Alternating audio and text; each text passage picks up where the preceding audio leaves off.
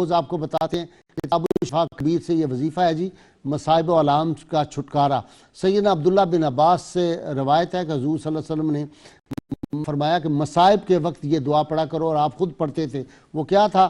لا الہ الا اللہ العظیم الحلیم، لا الہ الا اللہ رب العرش العظیم، لا الہ الا اللہ رب السماوات و رب الارض و رب العرش العظیم۔ اور اس دعا کی یہ تاثیر بھی تھی کہ سیدنا ابراہیم علیہ السلام نے جب ان کو آگ میں ڈالا گیا تھا تو ان کی زبان پر یہی جو تھی یہ دعا تھی، اور اس کے اثر سے پھر آگ گلزار بن گئی تھی۔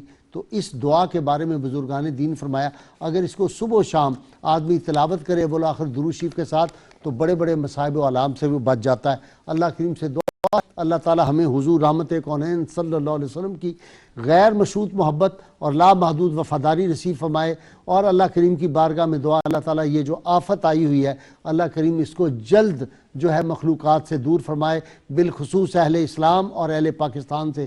اللہ کریم جو بیمار ہیں ان کو شفائے کاملہ عطا فرمائے۔ نعرے کے لیے تیار ہو جائیے، گلی گلی کوچے کوچے کو بکو یہ نعرہ گونج رہا ہے، انشاءاللہ تعالی گونجتا رہے گا تا قیامت۔ پاکستان کے اندرونی بیرونی دشمنوں کے سینوں میں تیر اور تلوار کی طرح چپتا ہے، ہم یہ نعرہ لگاتے رہیں گے۔ کشمیر کی وادیوں میں بھی کل یہ نعرہ لگا، ہندوستان کے کونے کونے میں بھی لگے گا۔ تیار ہو جائیے نعرے کے لیے، میرے تینوں مہمان مل کے لگائیں گے، ناظرین سامعین مل کے نعرہ لگائیں گے۔